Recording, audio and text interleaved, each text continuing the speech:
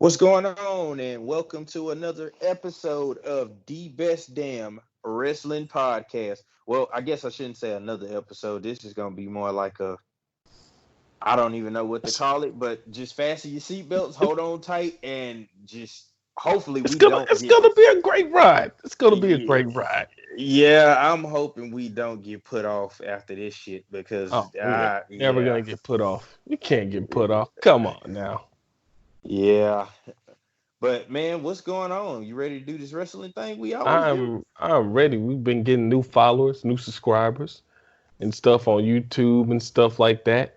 Well, So before we get started, I guess I should just take the blame. Like, I know we made an episode a while back and this and that, and we were supposed to be on a little more consistently. It's my fault. I'll own up to it. I'm currently in the process of moving. I'm currently in the process of doing other shit.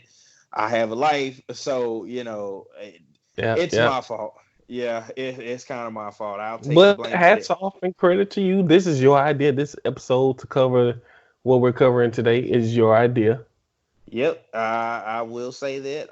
Hopefully, everybody enjoys it, and we'll be bringing you more of this along with some other stuff as we go, and just keep bearing with this as I try to get my life together, and we'll do the best we can. So just strap in, and I mean, let's dive in, man. Before Oh, we let's get dive started all on the the way main, in. yeah, before we get started on the main topic,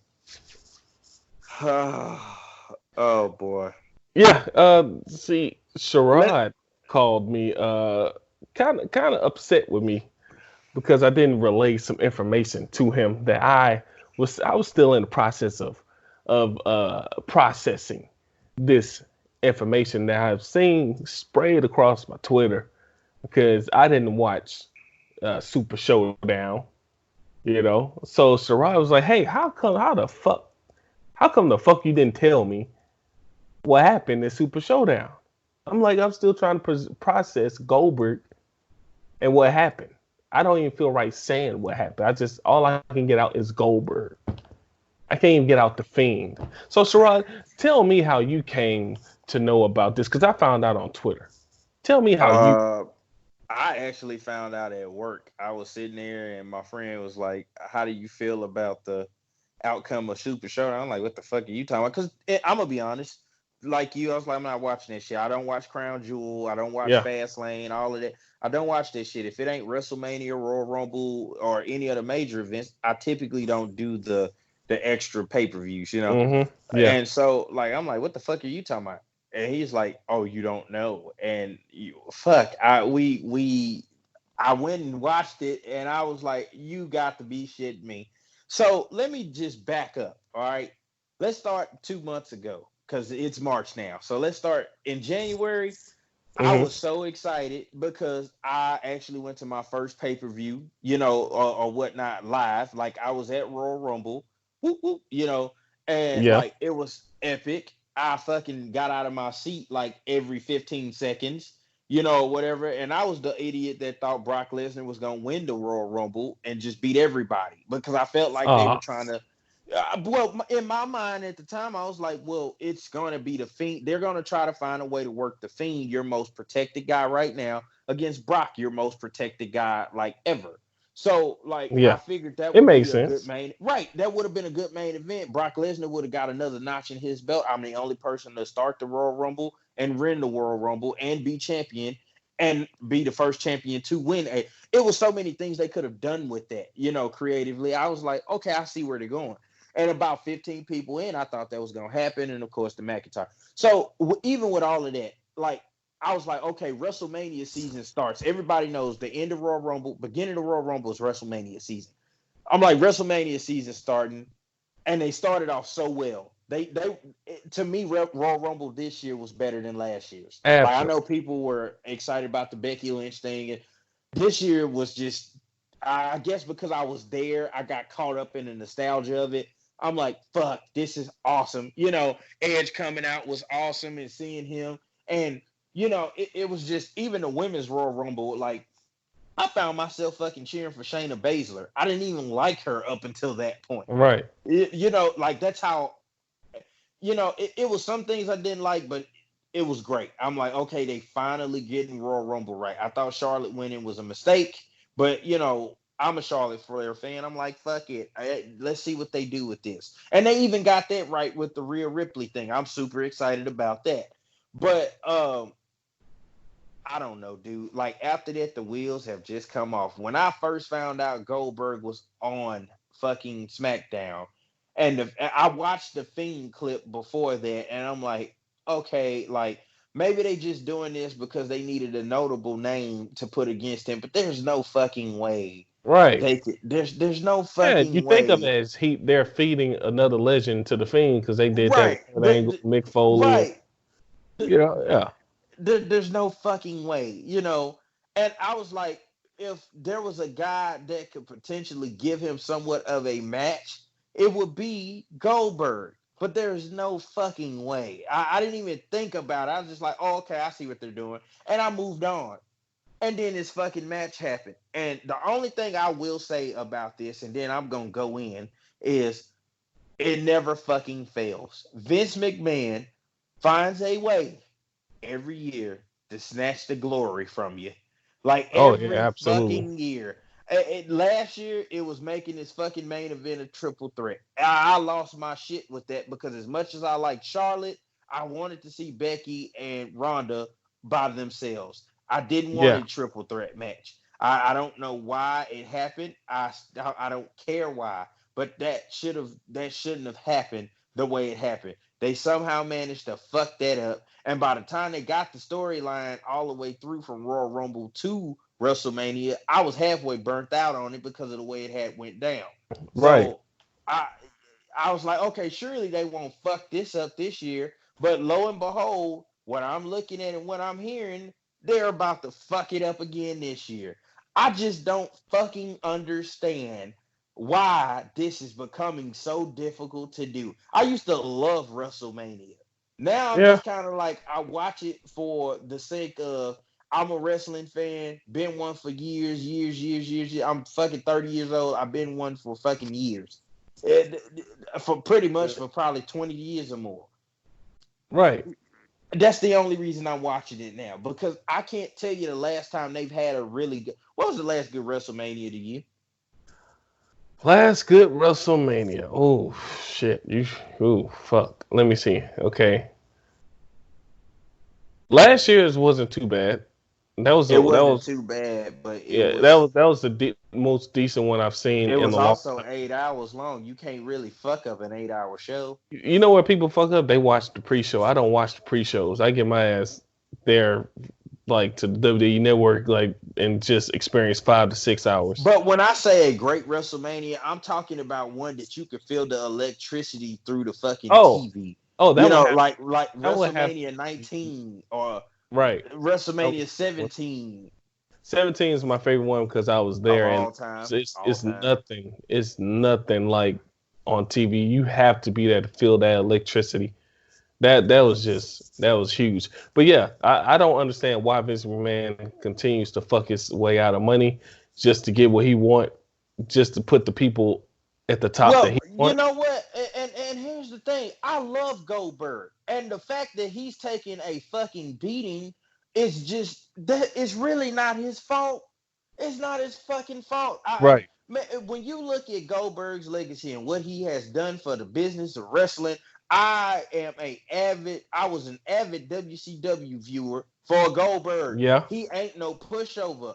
But for some reason, like he's taking all the heat for this while they get off scot free. It wasn't his idea. Right. I'm pretty I don't sure. hold anything towards Gold. I'm Matter of um, fact, I don't really have a problem with Goldberg taking the title off of Bray Wyatt. The only problem I have is the Fiend is supposed to be protected. Why not have Bray Wyatt come out of Well, his I'm as about to himself? I'm about to get to that. I'm about to get to that in a second. What I just wanted to drive home here is I'm not pissed at Goldberg. I'm Right. almost certain he probably was like, "No, I don't want the title." I'm almost willing to bet you he probably, no, no, no, no, no, I don't want to He do that. definitely didn't demand the title. Right, but you He know, didn't even demand coming in to squash Brock Lesnar like that. That was Brock's idea. A lot of people don't know that was Brock's idea. He wanted to put Goldberg over because he respects him so much. He wanted to tell a good story. So that was actually Brock's call. So a lot of the stuff that's happening isn't even Goldberg. And even when Goldberg had that match with Undertaker, everybody buried him over. It was because he got knocked out.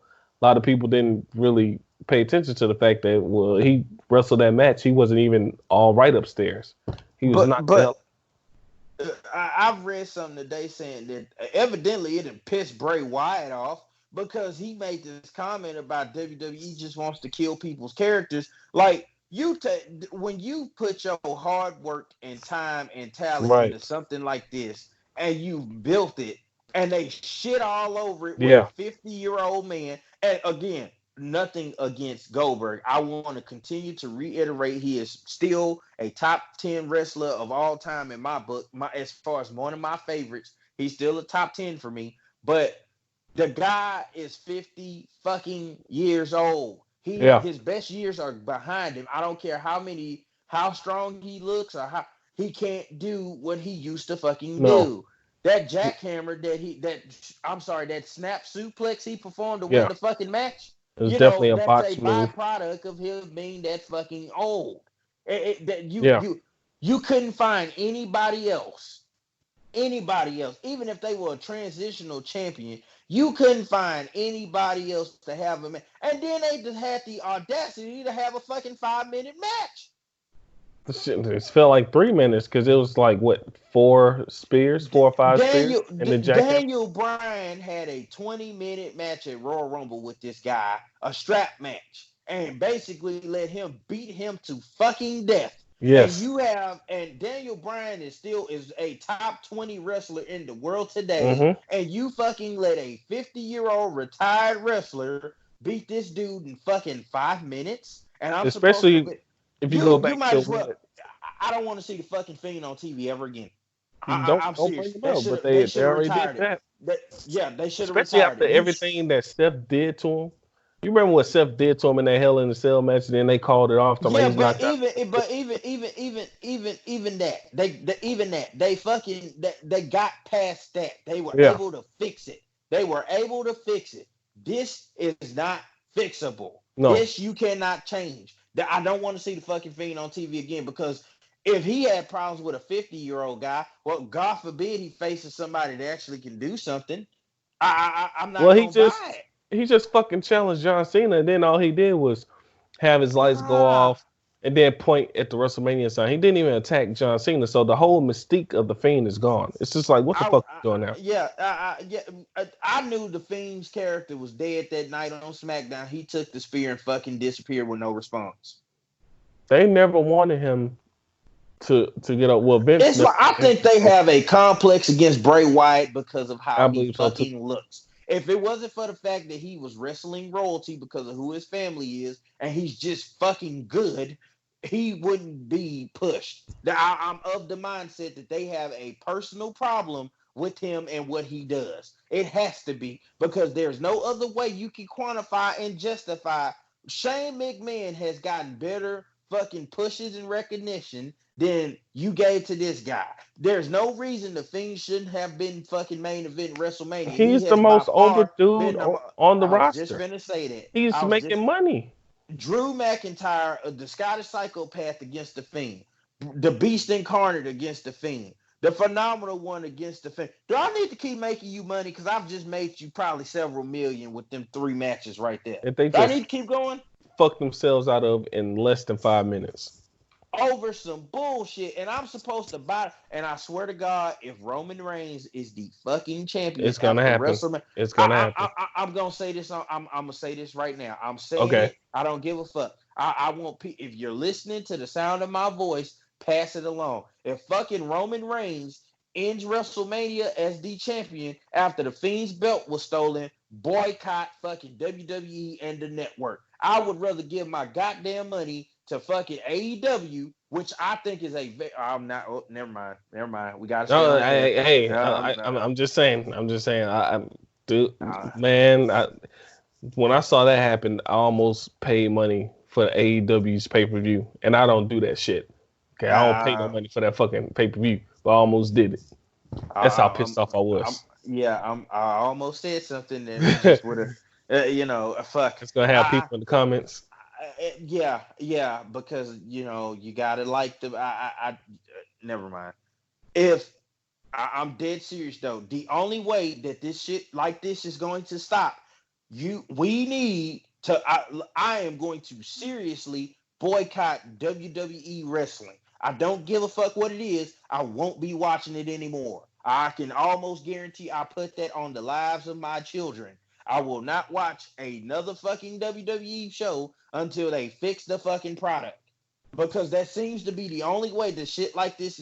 How many more times are we as viewers, as consumers, as fans, as people that buy their merchandise, that fill arenas, that buy the fucking cups and shirts and fucking belts and everything? I'm not getting what I want. Right. I'm not getting what I want. I pay money to get something worthwhile. This ain't worthwhile. There's Not no reason that you should have a 50-year-old man on a WrestleMania card. Again, nothing against Goldberg. I love Goldberg, but this ain't gonna cut it. that better not be the main event of the night. I know that much. I know that fucking much. That better be No, like the I'm first pretty match or sure. something. I'm pretty sure it's gonna be Drew McIntyre and Brock And- Lesnar. But the whole thing is like, why the fuck would like why are you so itching to get that belt on Roman? Like in that way. When I Nobody seen wants to Roman see Roman Reigns Reigns wrestle, versus I Goldberg. seen Roman Reigns wrestle Baron Corbin at Royal Rumble, and I just was just turned. I was instantly turned off by the match. I just can't watch him anymore. I'm sorry, I just cannot. Unless you can find somebody you finna see like 18, 20 spears, a bunch of how can you even get a decent match out of this? Next to the super kick and the Canadian Destroyer, the spear is the most overused move in all of wrestling. Well, it works with the right person. You Yeah, know, like it worked with people like Rhino, it worked with people like Goldberg because Goldberg, Edge. Edge had a nice looking one.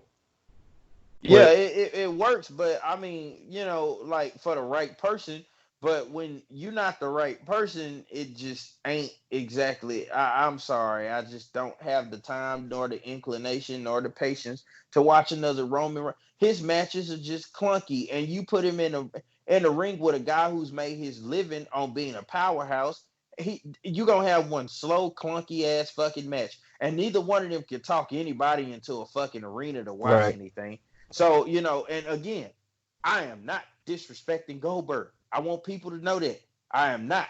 But I know he has limitations. And And he's not known for having like straight long drawn out matches with a lot of nope, psychology in them. That's nope. that's not Nor his is he game. That's known not for him. having no nor is he known for having drawn out programs because that's not that he's not a talker. He's not Yeah. a talker. And he That's wasn't never brought been in to his talk thing. neither when Nope. he first started. He wasn't even allowed to talk. So that's a skill that's always, Roman avoided Reigns him. can't exactly talk either. Well, we No, know he that, can but say his lines good, but he can't talk because all his yeah, promos are written down. I mean, we saw that when John Cena torched him in that promo. this is outrageous. This is I mean, I I get that Roman Reigns he beat cancer and everything like that. God bless him, but at the same time, that's not gonna make him a forever face. Some people just don't work out. You can't shove them down people's throats. Like the Superman punch and well, stuff, it's good for little kids to imitate, but damn, bro, it you can't tell me that's better than Bray Wyatt versus Brock Lesnar, the Fiend versus the Beast. Like you can't tell me that's better than that. Like or Drew McIntyre and the or Drew Fiend. McIntyre or shit, Or- the or Fiend and Braun Strowman. I don't fucking know. That would have also worked for me. The Monster Among Men. Because you got so many title lines. Dude, look at that. The Fiend versus the Beast Incarnate. The Fiend versus Scotty Psychopath. The Fiend versus the Monster Amongst Men. The Fiend versus the Phenomenal One. The Fiend. Like, I mean, what do you want? I mean, they Jesus. really already You could fucked it have up did the by Fiend and the Undertaker. I would you have could have. watched that.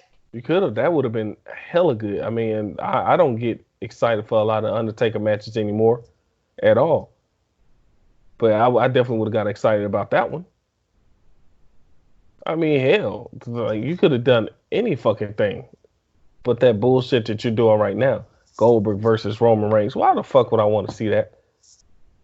Well, let's see. Maybe they'll fix it. Maybe the backlash is so strong, they'll Triple H will step in and say, "Look, this ain't gonna work. We need to figure out a way to get this done." And they'll take the. But see, that's another thing. Even if they try to fix it, you didn't. The belt is fucking tainted. Like you Yeah, keep changing the it's done. title out. Yeah, like it means nothing. Like you get a title. You get a title. You get a title. What the fuck? Universal title hasn't meant shit since Finn Balor had it, and that was when it first came into existence. It was Finn Balor versus Seth Rollins, and that's what that it started off with good lineage right there. But oh fuck it, I just Vince McMahon is gonna do what Vince McMahon wants. We can't change his mind. Okay, well, again, if it comes down to the only way that I'm going to my personal choice, I don't know about anybody else, but I would strongly encourage you if you do not like a product, just stop using it. I don't. Exactly. I won't. I don't like this product. I'm just going to. If it turns out this way, I'm going to just stop using it. Right. Simple.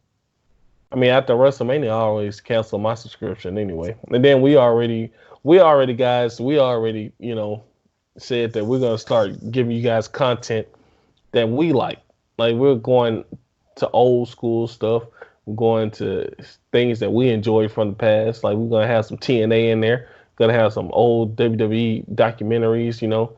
I might have Sherrod suggest some old school Mid South wrestling I should watch just to get a handle on what it was like Yeah, back in the old days. yeah. As long as the shit means something, hell, I don't Right, give a fuck. But again, if I don't like a product, I'm not going to watch it. And at this stage, I'm on the cusp of. And I feel bad saying this because I fucking love NXT. I don't understand why we can't fucking have that shit all the time.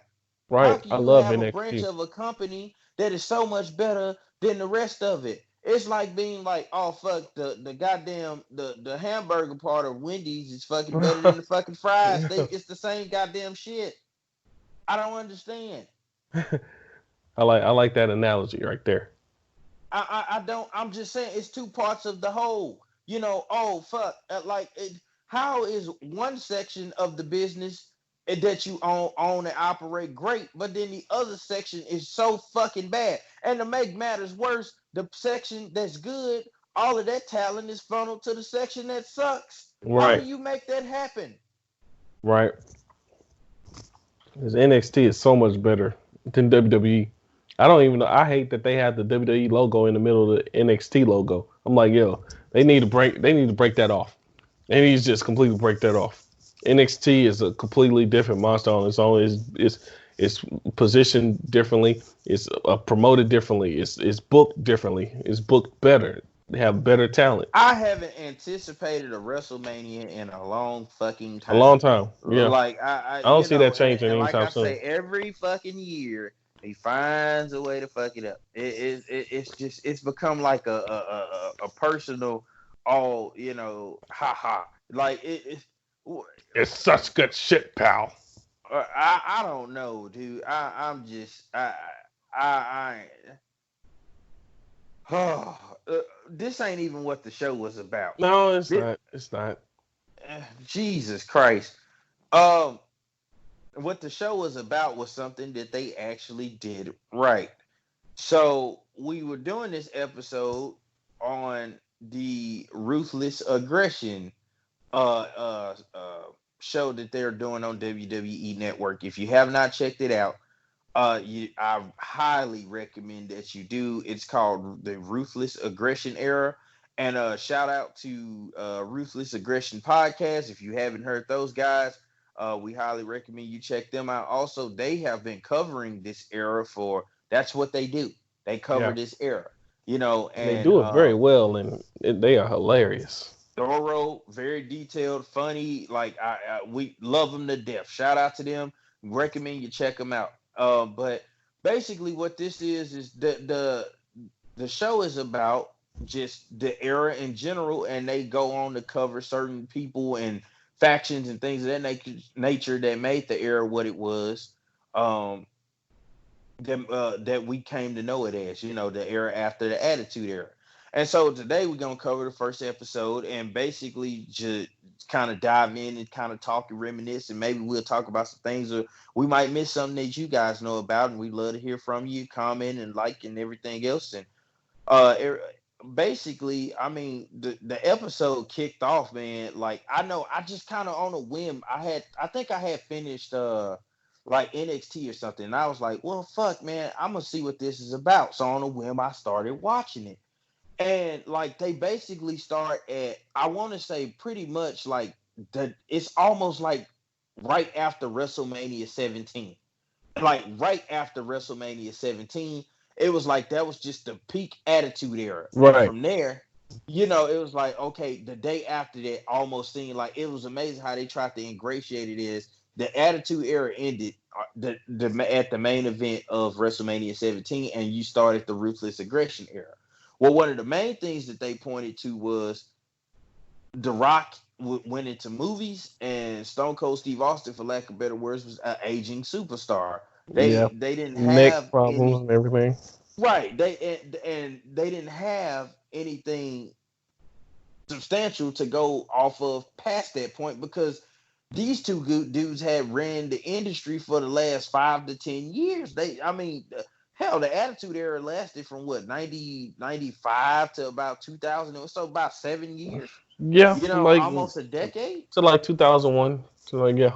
Yeah, and then around that time, Vince ended up publishing, not publishing, Jesus Christ, purchasing WCW, which was one of the saddest days of my fucking Yeah, that life. that really killed it. Yeah, they talked about that, and that hurt my heart, man. I think I knew wrestling would never be the same. I still remember that night like it was yesterday, and how it came on. And I, I'm gonna be honest, I thought it was storyline. I was like, oh, they're about to combine it, and I don't know about anybody else, but I legitimately thought the invasion angle was real, I thought it and was real as well. I was like, oh, so now Shane is going to be on the WCW TV every Monday night. Okay, this is going to be good.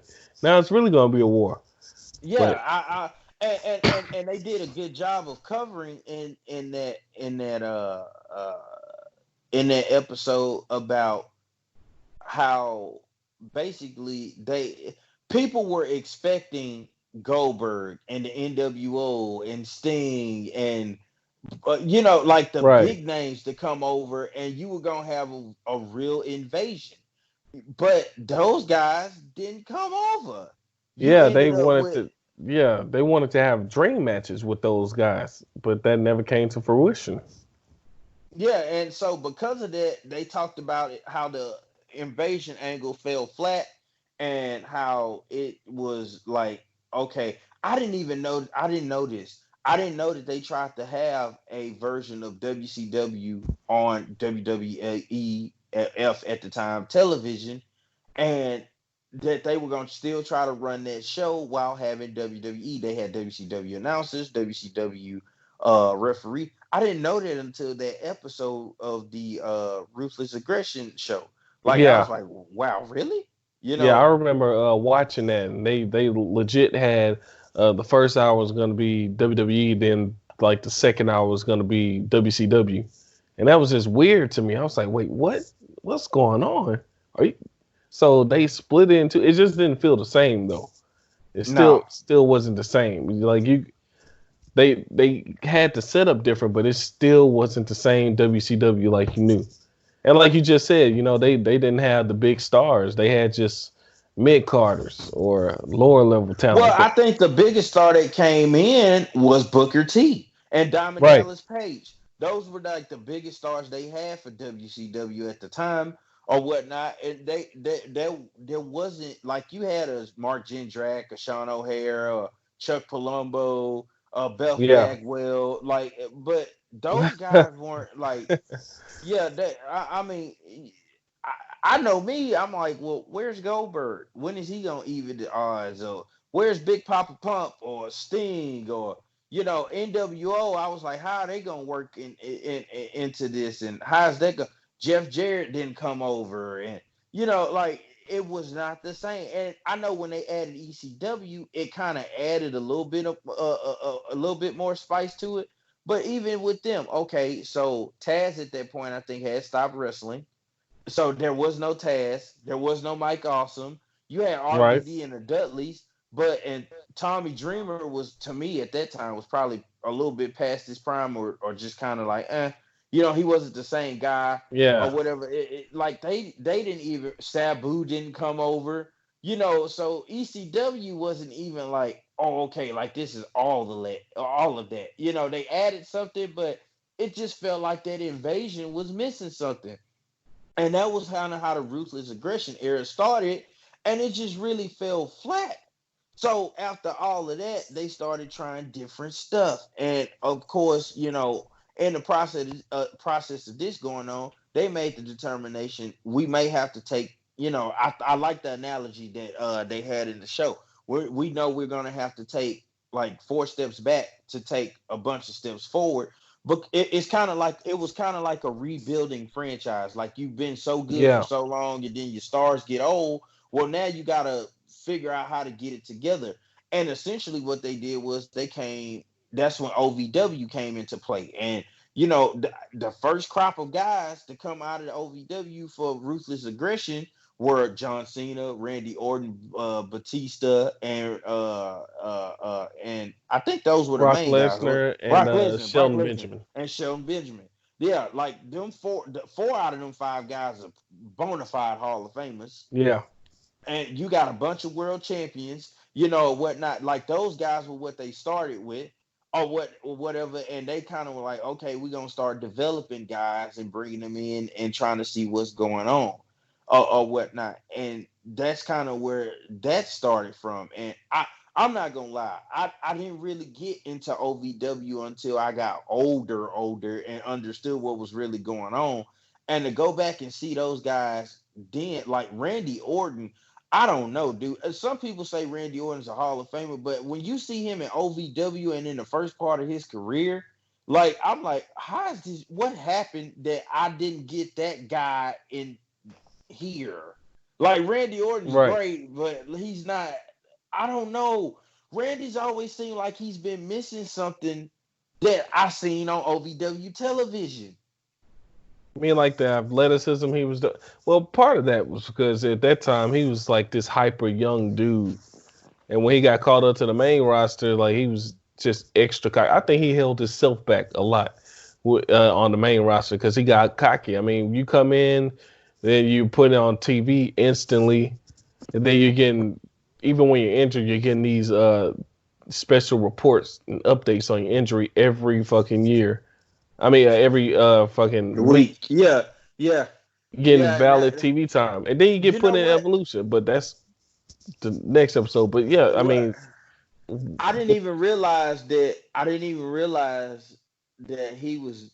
I forgot all about the RNN updates. Like right? when I first seen Randy Orton, I was like, oh, this guy's like a real like cheesy mid card type of guy.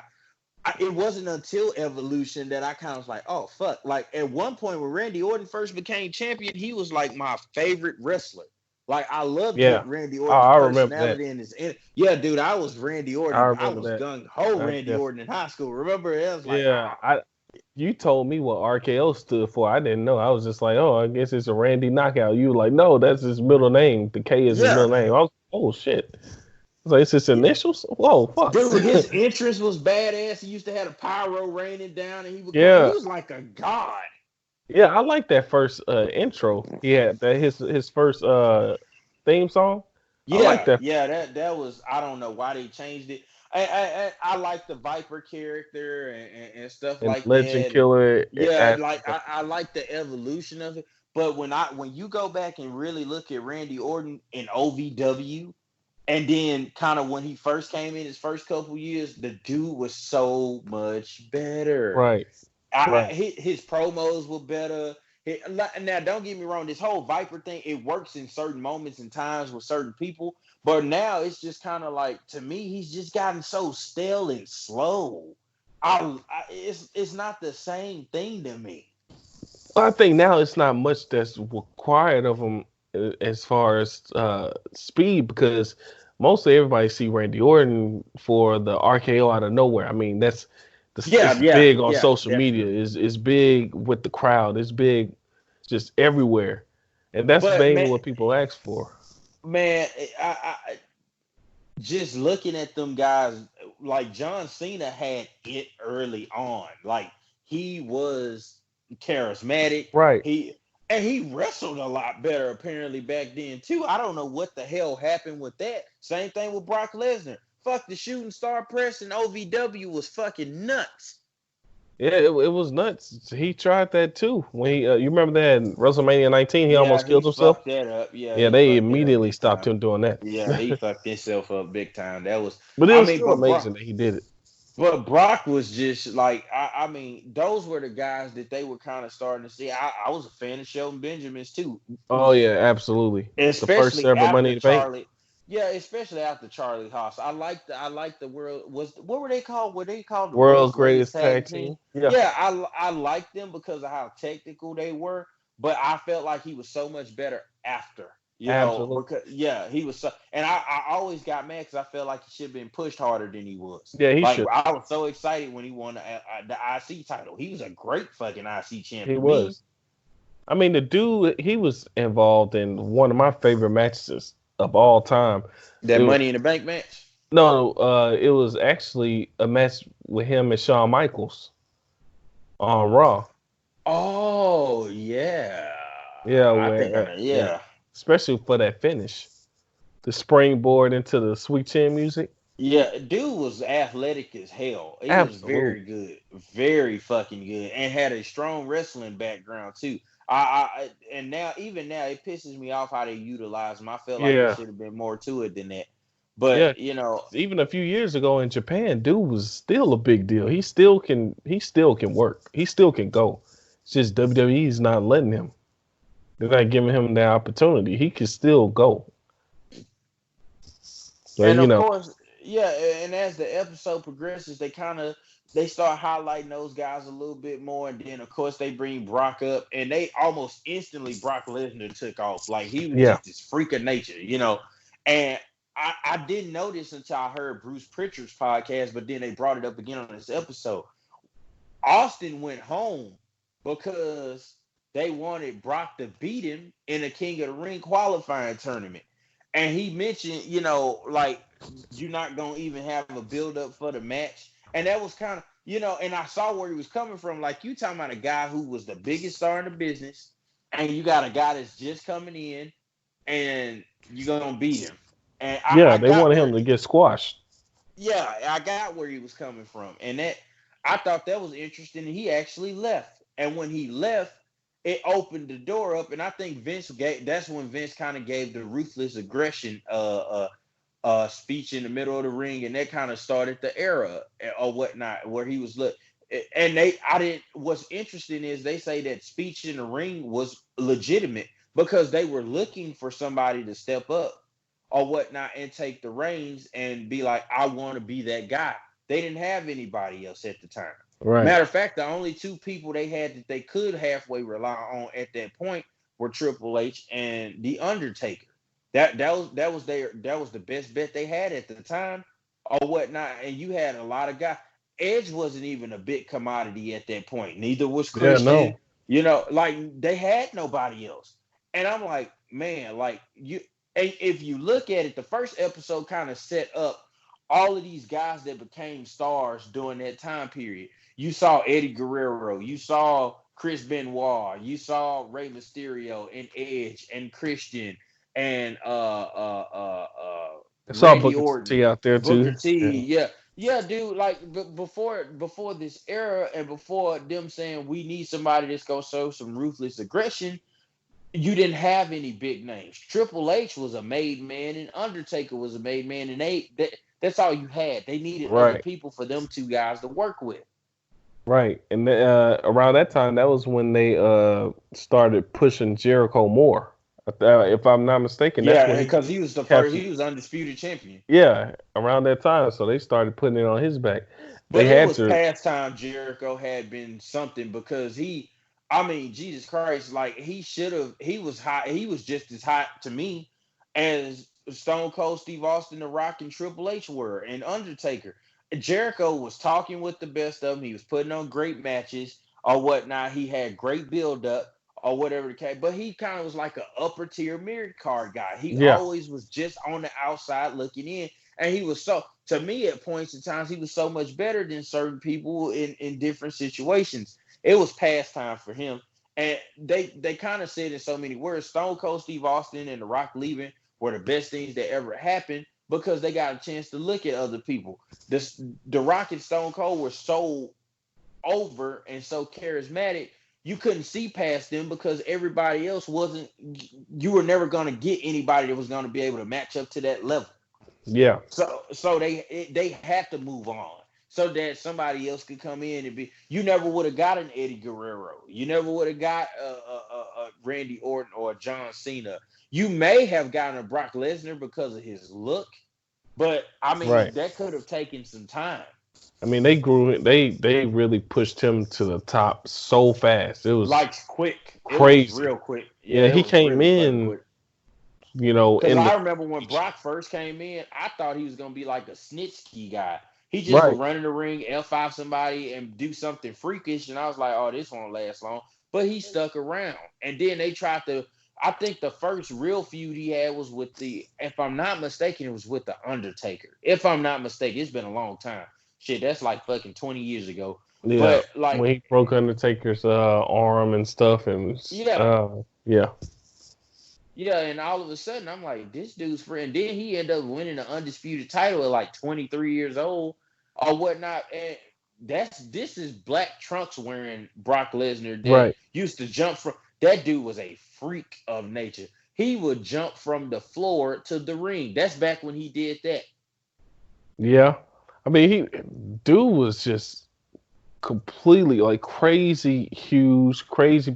We hadn't seen anybody as physical as Brock Lesnar Man, when SmackDown until that had come time. to pain, when SmackDown had comes Yes, to pain and was out, that's the only person I yes, used because sir. that dude was just dude 5 or 6 hits and that was a wrap. Like it Right. F5 game over. Like Nobody could kick out of the L5 on that game. he was so OP'd, it was ridiculous. Like he bodied every. I remember, and The Rock at the time was my favorite. I think The Rock from 2000 to 2001 was just over. Like he was Backlash The Hill 2000 Rock, still won. No, the oh, the babyface Hill Rock Rock. that won the Oh, title at yeah, back. That won the title at Backlash yeah, 2000. yeah, That guy, you know, yeah. and the build up to that. And when he beat The Rock, I was like, the fuck, like really? Right.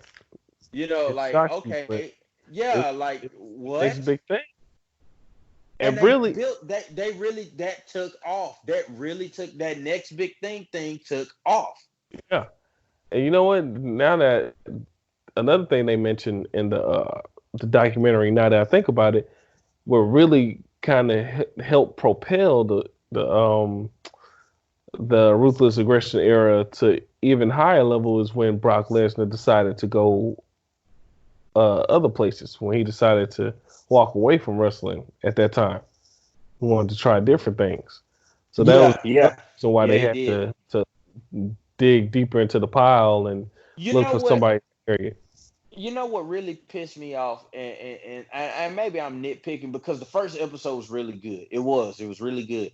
But I've noticed Kurt Angle has never. People always be like, "Oh, Kurt Angle was really good," but like they kind of just they talk about him kind of like he was like a springboard. Like, oh, Kurt was great, but he wasn't like Triple H or Undertaker or The Rocker. Like, dude, that dude was just as good, if Yeah, he not better, was. at some points in time. Kurt Angle did some amazing fucking shit for a Ab- guy his size, Absolutely. whatnot. Yeah, and I think the reason he doesn't like it takes people a lot longer to bring his name up is because of all the goofy, silly shit he did.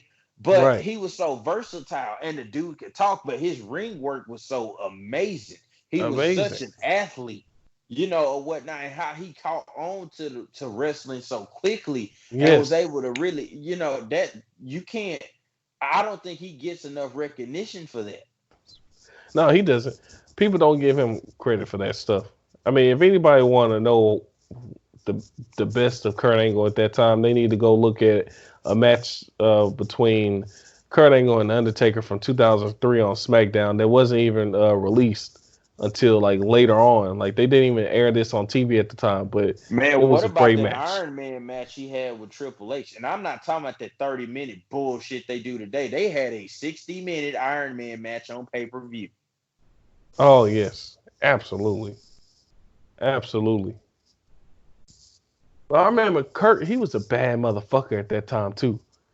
He was. I remember this one time he did this angle where he broke Scotty 2 Hottie's ankle in the ankle lock.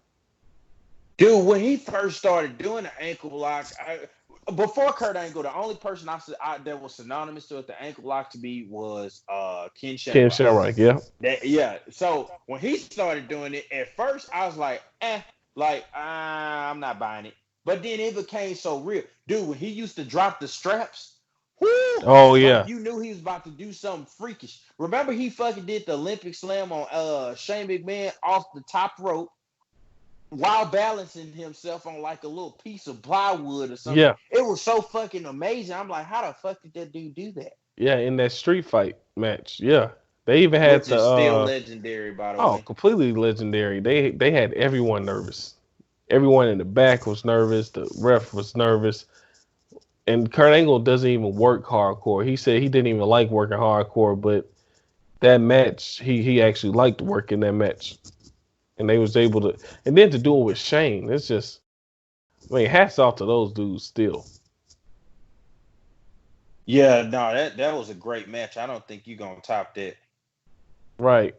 I mean, and then the Ruthless Aggression era, Triple H, he was just coming back off the injury, the big The quad quad injury. injury, which happened in one of the greatest tag matches I ever seen between Benoit Jericho and him and Austin. That's Yeah, where it happened at, on a Monday Night Raw. yeah, yeah. And Triple H was coming back. Triple H, he was still reinventing himself. Triple H was coming back and still having some great matches. I think he was the champion at that time. Well, around 2002, that's when he really had his reign. Yeah, Uh, but yeah, see, I think, but I think, and we'll cover this in another episode. He was world heavyweight champion because he right, won the right. undisputed title from Jericho, and then I think he lost it because remember when you were undisputed champ, that's back when they had the two belts at one time. Yeah, and then when Brock came along, they They morphed it did the down to one one belt. belt. Yeah, they Yeah, did the one belt. because I believe I believe Jericho. They gave the one belt to Jericho was still champion. I think not Goldberg. I think Brock got it off of Jericho. If I'm not mistaken, I might have to He go back and check. probably did. Yeah, bro. It's been a long time because I Yeah, can remember it being two belts because it was iconic. Because when Jericho won them, he did the little spin thing with both belts in his hand. And then he right. always had that thing about, I beat The Rock and Stone Cold in the same night. Nobody can ever take that from me. That was a big moment for him. Yeah, Because remember, they always build Jericho up as not being able to win the big match. right. Yeah, but that was great booking at that time as well too. I don't know who the fuck was booking, but please come back.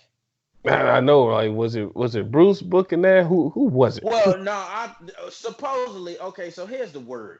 Even when you listen to something to wrestle with Bruce Pritchard, they always have the same thing. Even Jim Cornette, I've listened to him. Everybody always say the same thing. They pitched ideas, but at the end of the day, the end all be all was Vince back then. Right. But I think because everybody around him has such great fucking ideas, he would use maybe 60, 70, 80% of what they said and change the last 20 or whatever or whatnot and be like, I like that, but let's do this different. But the idea, the general base idea was still there. It was implanted, and stuff. And they brought in different people to do different things. Yeah, yeah, they did. They did. Some people had to do jobs instead of just working a regular match. Well, Vince won and Vince got, and that's still true to this day. Vince is the end all be all. But a lot of times back then it worked though. I mean, because look at what happened. Yeah, he wasn't sure. He had to. I mean, when you really look at everybody who was standing on that apron when he called No, everybody out. JBL was up there. Like, I mean, JBL was like a mid card. He was just known as APA JBL at the time. Yeah, he was still APA.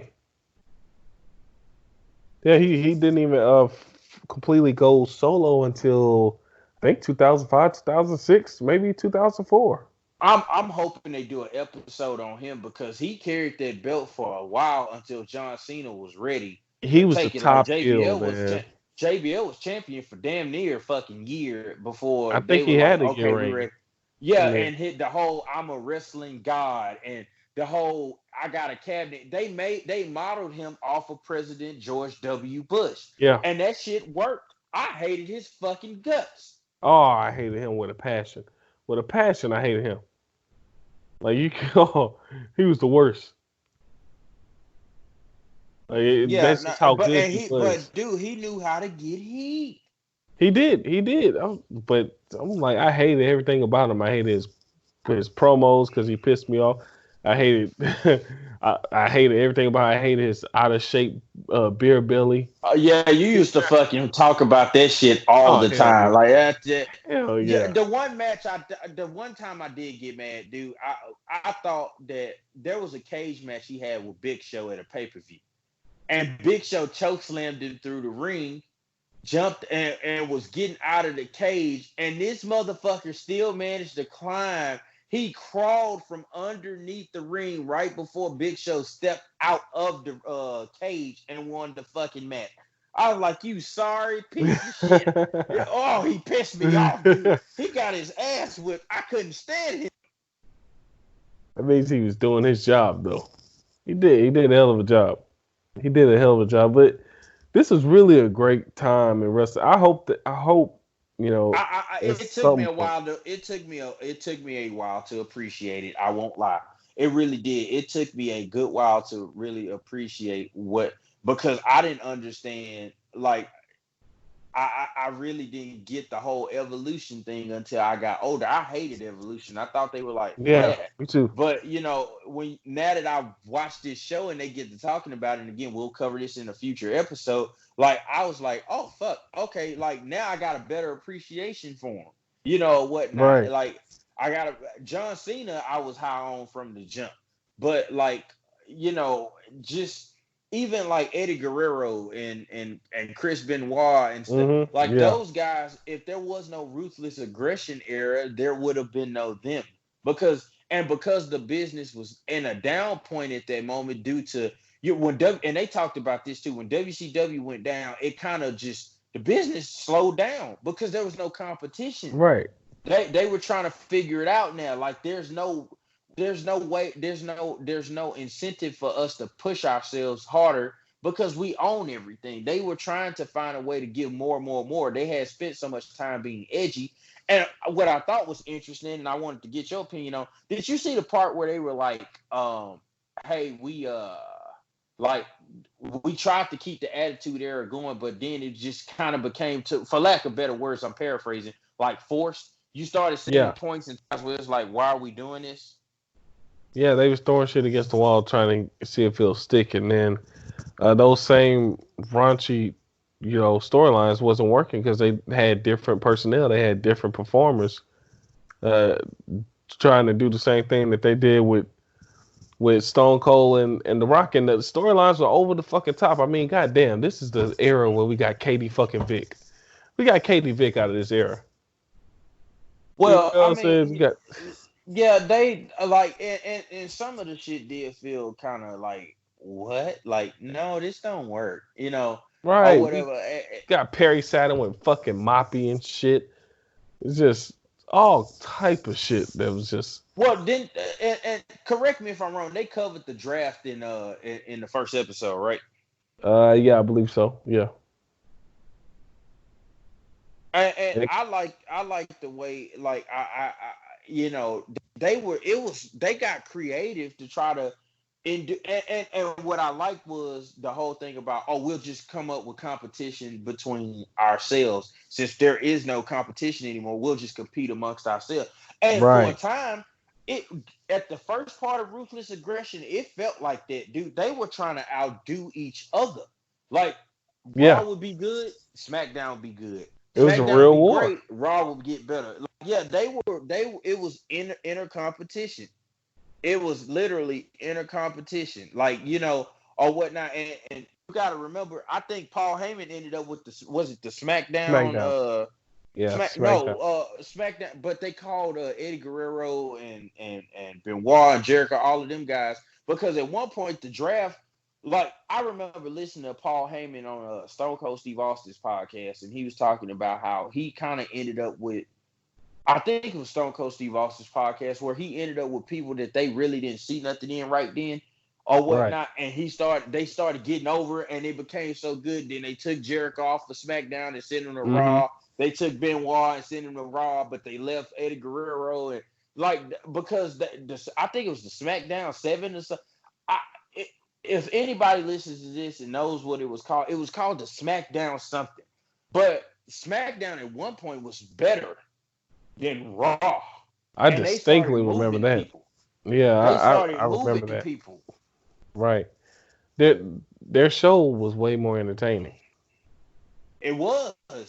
But And they I were using new talent and people that nobody had really seen in an elevated position. You gotta remember when Jericho, Benoit, Eddie Guerrero, when those guys came over, they were like lower tier mid card wrestlers there, and they were kind of like mid carders here. Like I say, as Jericho progressed, he got to be like an upper card guy.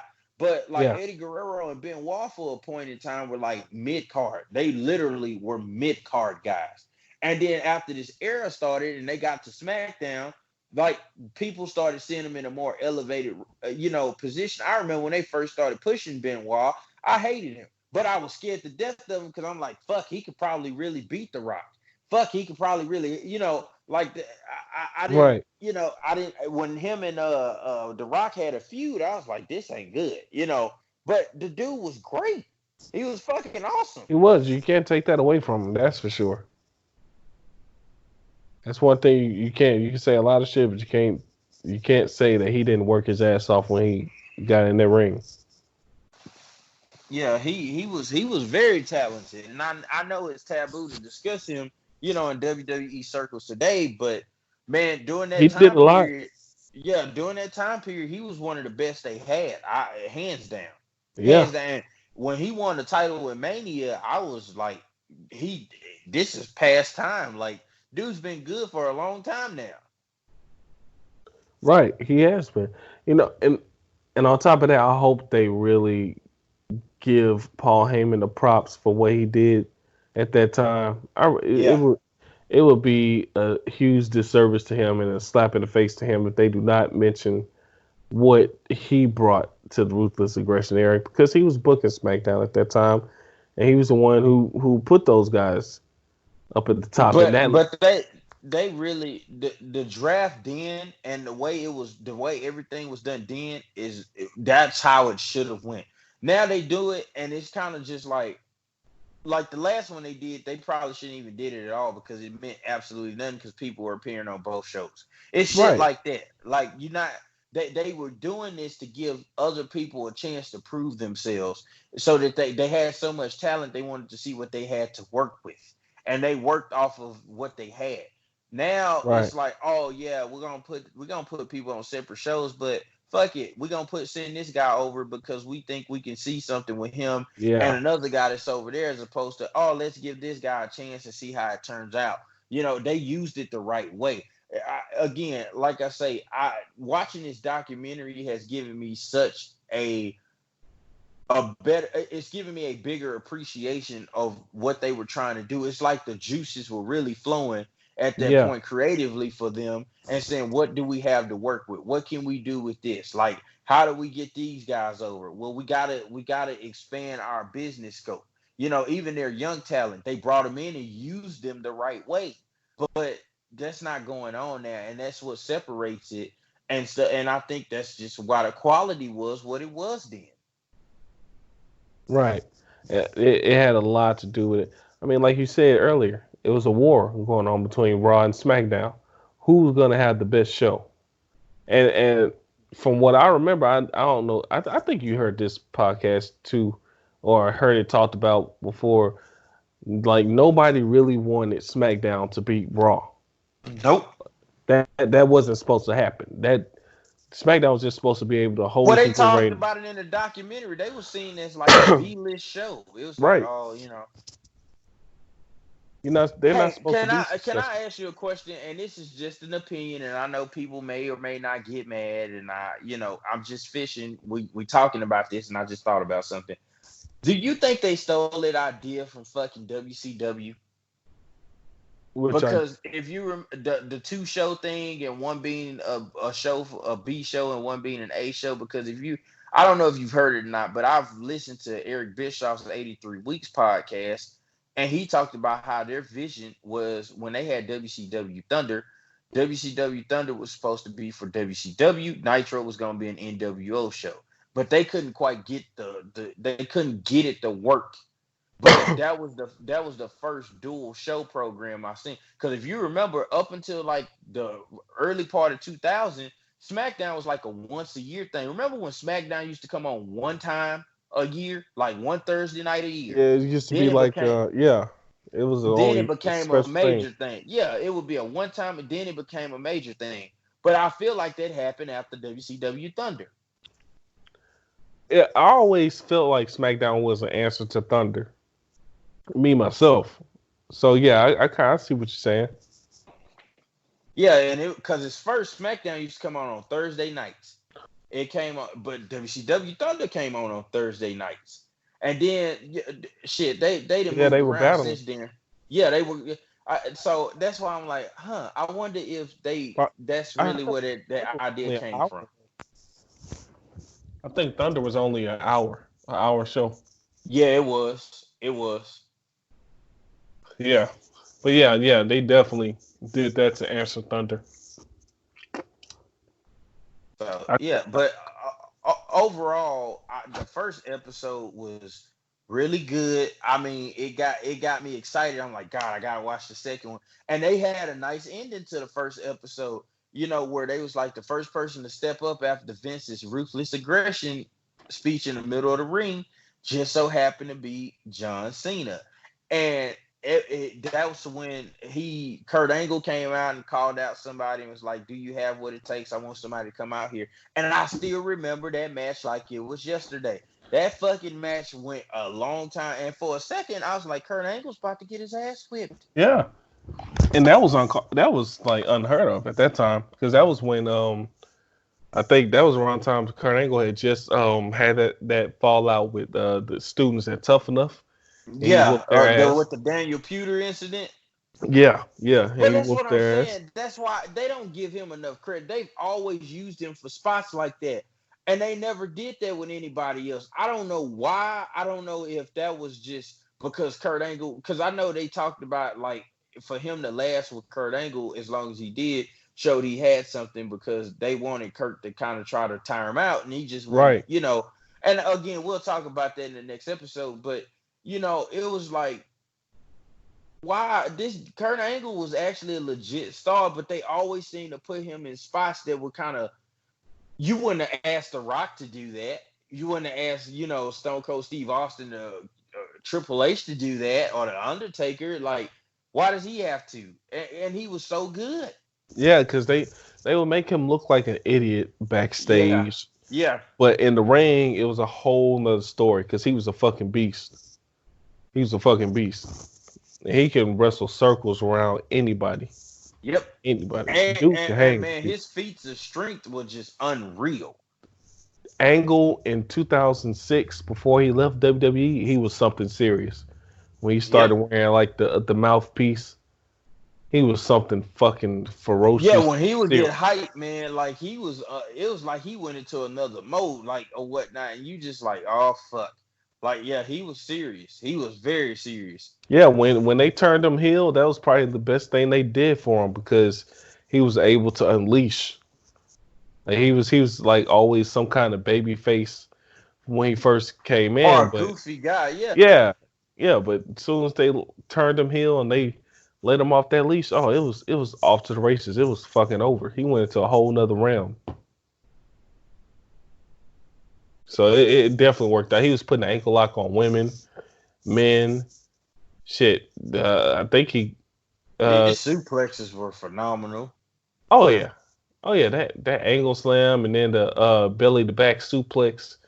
Yep. Dude could do a German moonsault suplex. Yeah, he did. flawless It looked a moonsault. little odd, but yeah, he could do a moonsault. It's because his legs would be like stiff and shit. It was like you're flipping a toy, doing Yeah, a toy. he looked a little stiff, but he still did it. He never landed on anybody's head from what I saw. So he worked out well. But he was a very important part of the ruthless aggression era too. Yep. 'Cause a lot of the top people had to go through him. A lot of the top people had to wrestle him. Yeah, he kind of became like a gatekeeper. And Right. that's what I'm saying. Like I'm like, why him? You didn't have anybody else? And I guess you could say, oh, well, that was a good thing because they believed in his ability, but like I don't know, man. I just Well, I mean, like you said earlier that when we were talking about the world's greatest tag team, Charlie Haas and Shelton Benjamin. You remember initially they came in with as Kurt team Angle and Team was it Angle, Team Angle? Yeah. Team Angle, and those three together, they were doing damage, and they were very entertaining, and they had me hating them because of how good they were at what they did in the ring and Yeah, I how didn't good they like were them at either. drawing heat. Yep. Yeah, yeah. So man, it just occurred to me, Kurt Angle, he really put in a lot of work for the Ruthless Aggression era. I don't think it would have worked that well without him. Yeah, because he was in the alliance and everything too. Like not the alliance. God damn it, the WWE against the alliance. I think he was in the invasion Yeah, Invasion. pay per view. Yeah. Yeah, that funny ass backstage promo with Stone Cold, Undertaker, Kane, and Chris Jericho and Vince McMahon. I remember that. Oh yeah, that shit was hilarious. Yeah, but I'm very invested into this documentary. I love it. It's a 5-part documentary actually, which I think it should Oh be damn, longer. they only got two parts left.